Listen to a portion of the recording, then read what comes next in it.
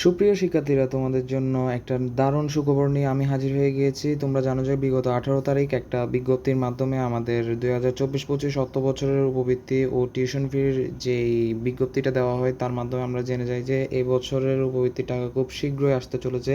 এবং তোমরা জেনে খুশি হবে যে ইতিমধ্যে উপবৃত্তির টাকা চলে এসেছে এবং সেটার প্রমাণও আমি দেখিয়ে দিচ্ছি।